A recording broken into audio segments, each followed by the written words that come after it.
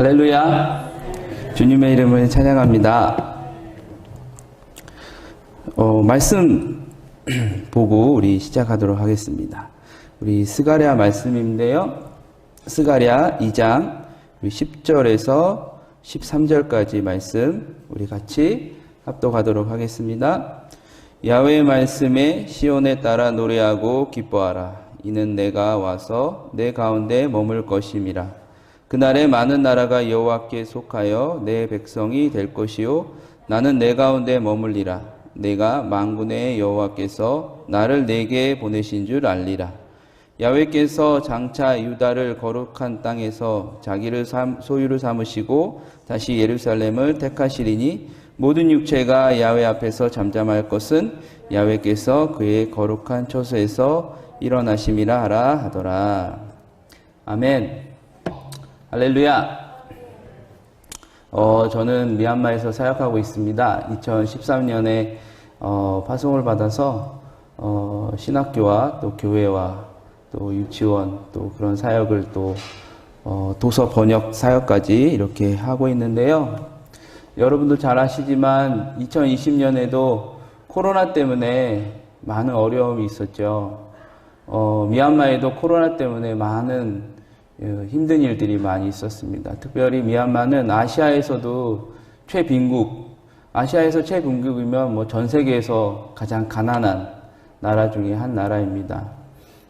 하루 벌어서 하루 먹고 사는 사람이 뭐 전 인구의 전체 한 70% 이상 될 정도로 한 달 월급이 100불이라면 한 11, 2만 원 정도 됩니다. 이렇게 그러한 액수로 그러한 삶을 살아가는 미얀마에 코로나가 닥치면서 이 모든 것이 다 정지가 돼버리고 또 경제적 어려움도 생기고 또 활동의 어려움도 생기고 일자리도 다 잃어버리고 미얀마 양곤에 오신 분들은 아실지 모르지만 가장 큰 시장이 하나 있는데요. 그 시장 문은 닫은 지가 1년이 넘었습니다. 아직까지도 문을 열지 않았는데요. 그 시장 안에 이 수천 명의 상인들이 있는데 그 상인들이 1년 동안 아무것도 수익이 없다고 생각해 보십시오. 정말 힘든 일 아니겠습니까? 그렇게 힘들게 코로나를 잘 그래도 나름 미얀마에서 극복을 하고 있었습니다. 작년 말에는 그래도 분위기가 좀 좋아지면서 이제 코로나가 조금 잠잠해지겠다 하는 순간 이제 새해가 됐죠. 2021년이 되면서 올해는 이제 코로나도 다 끝나고 또 좋은 일들이 많이 있었으면 좋겠다라고 생각하는 그 순간 이제 미얀마에 또 다른 어려움이 이제 닥치게 됐습니다. 이제 2월 1일 날 군인들이 이제 모든 부분을 다 이제 뭐라고 그러죠? 쿠데타를 일으켜가지고 이제 2월 1일이 미얀마 국회 개원하는 날인데 개원하러 모인 모든 국회의원들, 모든 이제 관료들을 다 이제 잡아서 가택연금 시키고 이제 필요한 사람 또 감옥에도 넣고 그런 일들이 발생했습니다. 그러면서 이제 미얀마 내에 시위가 이제 발생했습니다. 쿠데타 반대하는 시위들이 발생했는데 올해는 특히 미얀마에 종종 이제 그런 시위들이 있었는데요. 근데 이번 시위는 다른 때와는 다르게 뭐라고 그럴까요? 군부와 또 시민 간의 갈등이 아주 첨예한 상황입니다. 왜 그러냐면 이제 MZ 세대라고 해가지고 여러분과 같은 나이대 청년들이 이제는 우리가 군부 밑에 있을 수 없다. 그런 억압과 그런 강한 통치 가운데 우리가 더 이상 있을 수 없다 해가지고 젊은이들이 일어났어요. 젊은이들이 죽으면 죽으리라 이런 마음으로 이 팔에 자기의 연락처와 그리고 내가 죽었을 때 나의 장기는 어떻게 하고 나의 시체는 어떻게 하고 이런 걸 다 쓰고 명찰도 차요. 내가 죽으면 어디 연락해달라. 어디로 보내달라. 뭐 이런 것까지 해가지고 이제 시위를 참여하기 시작했습니다. 그러면서 이제 군부가 총을 쏘기 시작했고, 이제 많은 사상자들이, 뉴스에는 700명, 800명 이야기하지만, 거기에 곱하기 2 정도는 해야 되지 않을까, 왜냐하면 잡혀간 사람들이 많이 돌아오지 않고 있거든요. 그리고 총으로 맞아서 죽은 사람뿐만 아니고 군인들한테 맞아서 죽은 사람이 굉장히 많아요. 이 상상할 수 없는 일들이 지금 뭐 시간이 짧아서 말씀드릴 수는 없지만 상상할 수 없는 일들이 정말 많이 일어나고 있습니다. 아, 권력이라는 거 앞에는 종교도 필요 없고 자국민도 필요 없고 이웃도 필요 없습니다. 그냥 그걸 쟁취하기 위해서 강압적으로 통제를 하는데요. 이런 힘들고 어렵고 고난 가운데 있는 이 상황에서 3월 초인가요? 이제 미얀마 사람들은 페이스북을 많이 사용합니다. 페이스북에 한 크리스찬 청년이 글을 올렸어요. 뭐라 올렸냐면 미얀마에 하나님이 계시는가? 라는 글을 올렸어요. 그러니까 현재의 고통이 너무 힘들고 이해할 수 없는 이 상황, 내 친구가 죽어가고 있거든요. 내 친구가 시위 나가서 군인들한테 맞아서 피를 흘리고 있거든요. 이런 상황을 보면서 이 청년이 글을 올린 것 같아요. 미얀마에 하나님이 계시는가? 하나님이 정말 계시는가? 이런 글을 올렸는데 그 글을 보고 여러 가지 많은 생각들이 들었습니다. 여러분 제가 질문 한 가지 드릴게요. 어린 아이들이 가장 두려워하는 순간이 언제일까요? 이 두려움이 커지다 보면 원망을 하게 되거든요. 어린아이들이 원망하는 순간이 언제인 줄 아십니까? 엄마 아빠가 없을 때입니다. 내 옆에 엄마 아빠가 없을 때 두려움이 몰려오기 시작하고요. 때로는 이 두려움이 커지다 보니 이제 원망하고 비난하고 폭력적으로 바뀌기도 합니다. 그렇다면 여러분 크리스찬들이 하나님을 믿는 그리스도인들이 두려워할 때는 언제일까요? 두려움을 넘어서 비난하고 원망하고 부정적으로 나타날 때는 언제일까요? 하나님의 존재가 느껴지지 않을 때입니다. 하나님을 믿는 사람이 하나님이 어디 있는지, 내 옆에 하나님이 계신지 이런 순간을 잊어버리게 되면 두려움이 생기게 되고요. 그리고 원망하게 되고 비난하기 시작하는 것입니다. 이스라엘 백성들이요, 하나님의 심판을 받습니다. 그래서 나라를 잃게 되고 자기 민족들도 많은 사람이 죽게 되죠.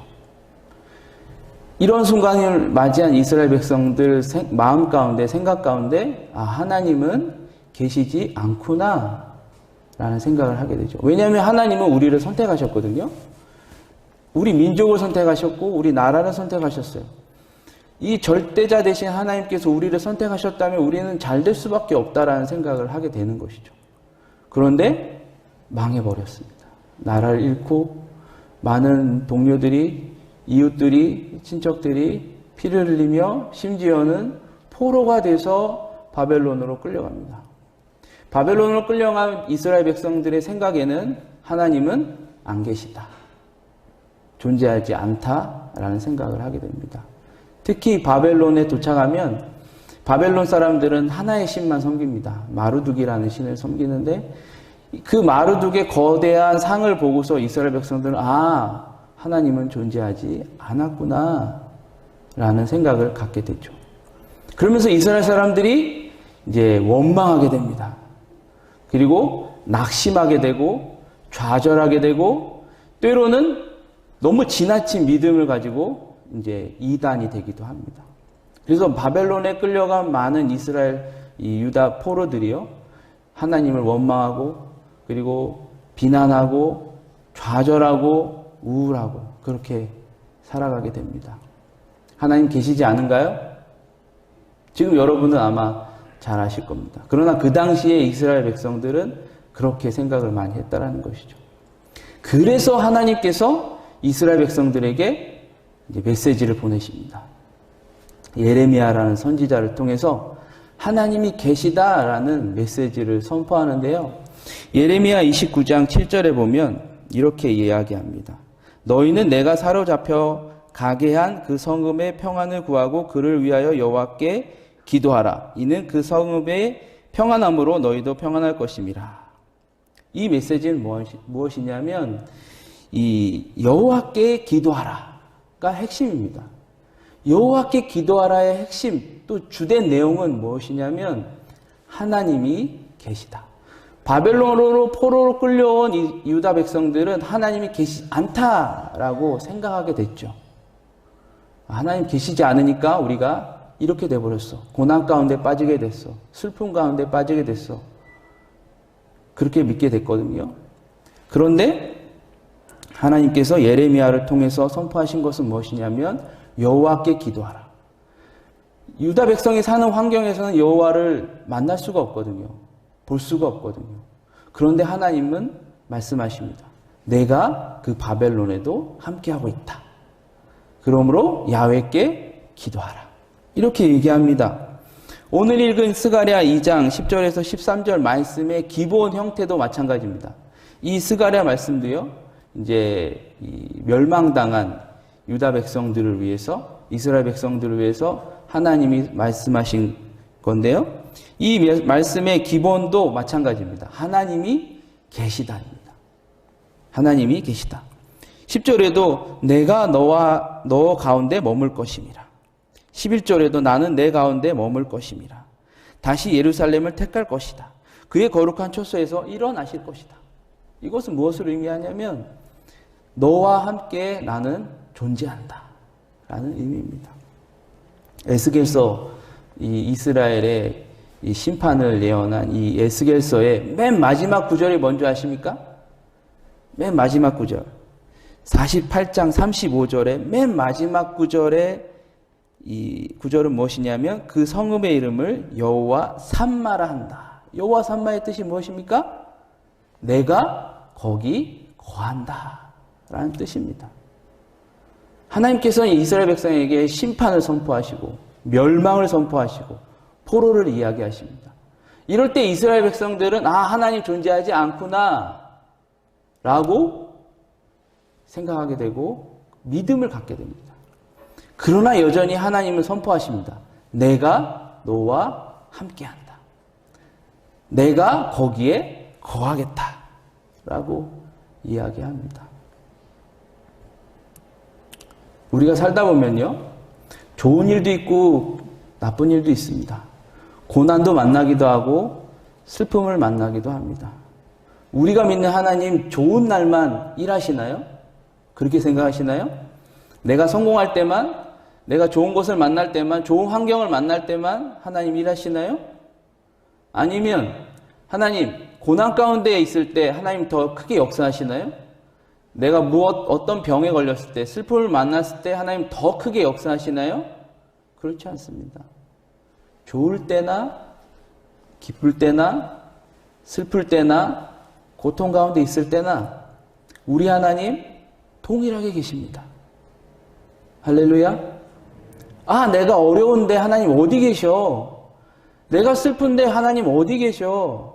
나 지금 아무것도 할 수 없는 좌절 가운데 있는데, 낙심 가운데 있는데, 좌절 가운데 있는데 하나님 어디 계셔? 네, 자연스럽게 그런 마음 들 수 있어요.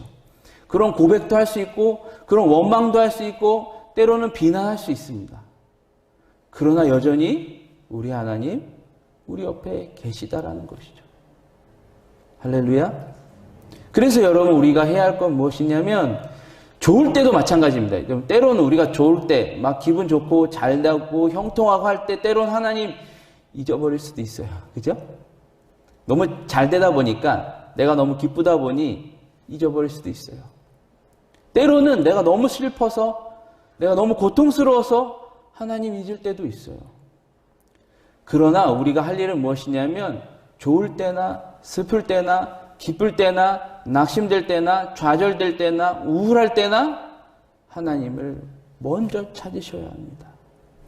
먼저 찾으셔야 합니다. 할렐루야. 오늘 스가랴를 보게 되면 여러분 특이한 점이 있습니다. 10절에 보면 여호와 말씀에 시온에 따라 노래하고 기뻐하라. 이는 내가 내 가운데 머물 것임이라. 하나님이 확실하게 이야기합니다. 내가 너와 함께하겠다. 내가 너와 동행하겠다. 너희가 포로 가운데 있을지라도, 너희가 좌절 가운데 있을지라도 나는 너와 함께하겠다. 11절은요.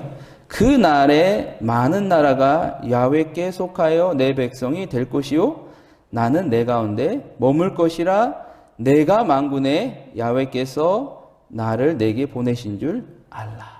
이 말씀은 무엇이냐면 하나님의 권능을 이야기합니다. 하나님이여 나와 함께 하실 뿐만 아니라 하나님의 권능 또한 나와 함께 합니다. 여러분, 하나님을 믿게 되면 내가 힘을 얻고 능력을 얻고 지혜를 얻고 지식을 얻어서 잘 되나요?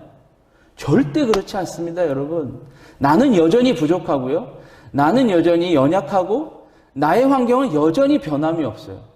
그런데 능력이 많으신, 권능이 많으신, 할 수 없는 것이 없고 모르는 것이 없는 하나님이 나와 함께하기 때문에 잘 되는 것입니다. 형통하는 것입니다. 여러분 착각하지 마십시오. 내가 하나님 잘 믿으면 지혜가 쌓이고 명예가 얻게 되고 내가 뭔가 좀 될 것 같죠? 그렇지 않습니다. 여러분 여전히 연약한 존재입니다.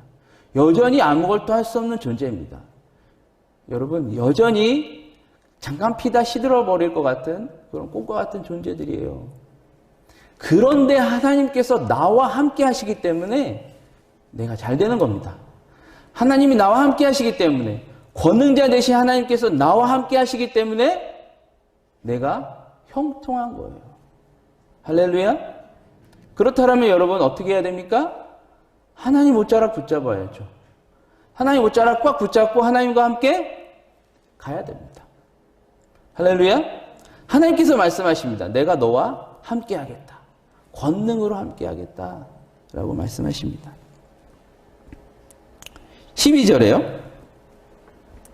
야훼께서 장차 유다를 거룩한 땅에서 자기 소유를 삼으시고 다시 예루살렘을 택하시리니 라고 말씀합니다. 하나님께서 다시 예루살렘을 택하시겠다. 여러분 하나님이 함께 한다라는 그 의미는 무엇이냐면 그 안에 하나님이 여러분을 다시 선택하겠다라는 의미가 포함되어져 있습니다.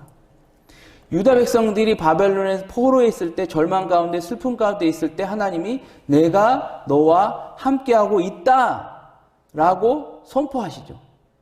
그 의미의 핵심은 무엇이냐면 너에게 여전히 하나님의 섭리가 남아있다. 나는 여전히 너희와 함께할 뿐만 아니라 이 세상을 향한 나의 뜻을 이루겠다. 그 의미입니다. 하나님 보이지 않을 때 아무것도 할 수 없을 때 좌절할 수 있어요. 우울할 수 있어요. 그러나 여전히 하나님 함께 하실 뿐만 아니라 여러분을 여전히 선택하실 겁니다. 제가 때로는 생각해보면 성경을 보면서 생각해보면 이렇게 말하면 좀 그렇지만 우리 하나님 실패 하나님 아닌가라는 생각을 가끔 하게 됩니다. 왜 그러냐면 여러분 성경을 보면 이제 아브라함이 등장하고 모세가 등장하고 여호수아 등장하고 막 등장하죠. 근데 하나님이 이 사람을 정확하게 한 번에 지명하셔서 이 사람을 통해 일을 하셨는가? 그렇게 생각하지 않아요. 하나님은 성경에 나오진 않지만 많은 사람들을 선택하셨고 그 선택한 사람들과 같이 일을 하셨다라고 생각합니다. 그런데 실패한 거죠. 잘 안 된 거죠.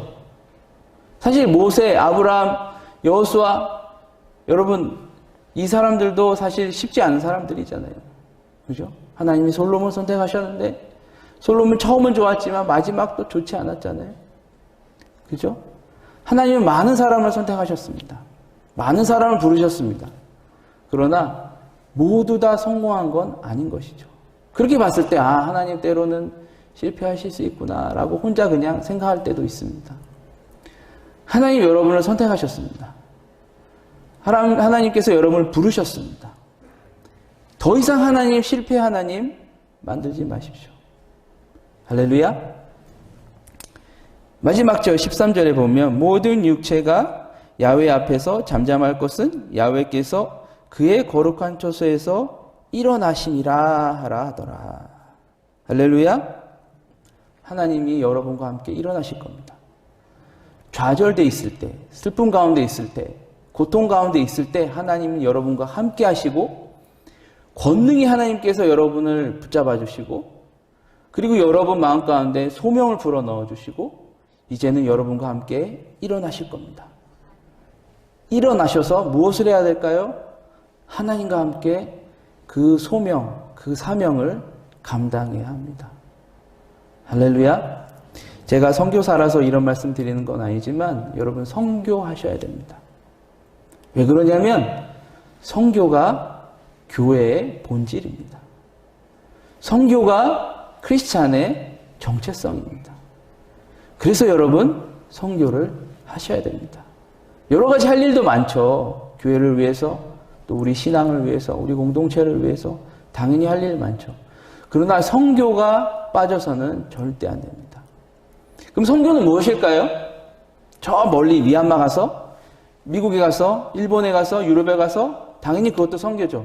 그러나 여러분 주위를 둘러보시는 것도 선교가 될 수 있습니다.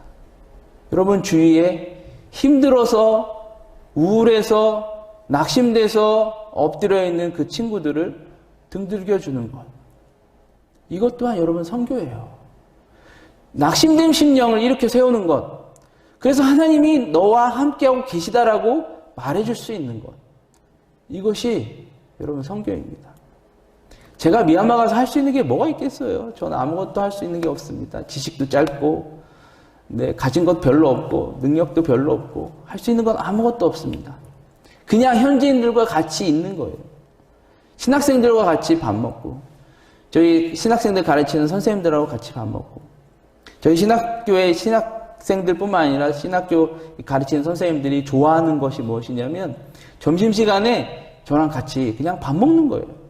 그냥 제가 밥 먹으면서 그냥 꺼리낌 없이 그냥 막 먹는 것, 그거 보고 되게 흐뭇해하고 옆에서 이 외국 사람이, 외국 선교사가 와가지고 우리와 같이 이렇게 꺼리낌 없이, 사실은 조금 냄새도 나거든요. 비린내도 나고 또 그 향료 냄새도 많이 나지만 저는 그냥 맛있어서 그냥 먹거든요.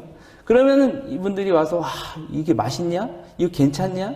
이거 맛이 좀 그렇지 않은데 나는 좀 이거 좀 딱딱하고 좀 싱거운데 넌 괜찮냐? 계속 물어봐요.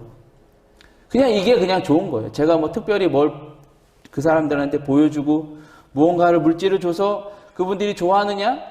그거는 그때뿐입니다.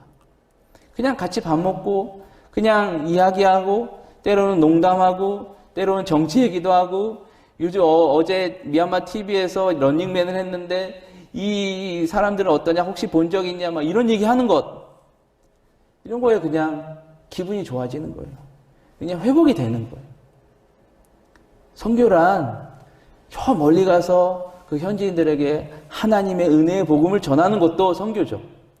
그러나 결국 그들과 함께하고 그들의 등을 좀 두들겨주고 그들과 같이 이야기를 하고 때로는 어려울 때 같이 찾아가서 기도하고 기쁠 때 그냥 같이 손잡고 웃어주고 기뻐할 때, 그것이 선교가 아닐까요?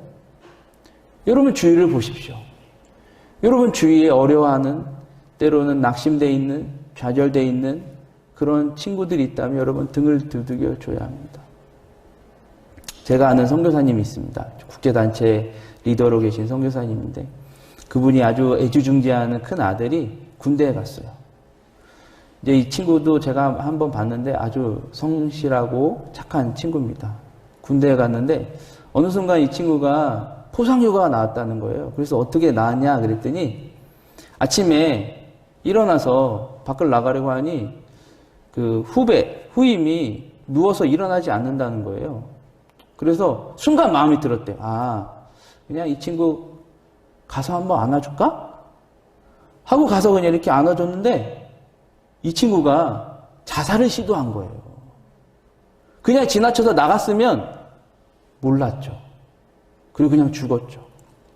그 시도하고 누워있는 순간 그냥 마음이 그냥 가서 한번 안아줘야겠다 하고 안아줘서 갔는데 그걸 발견한 거예요. 여러분, 좌절돼서 실패해서 신음하는 이웃들이 많이 있습니다. 지금 미얀마가 코로나뿐만 아니라 쿠데타라는 어려움이 덮쳐버려서 신음하는 청년들이 굉장히 많이 있습니다. 제가 서두에도 말씀드렸지만 이번 상황은 젊은이들이 많은 상처와 많은 아픔 가운데 있습니다.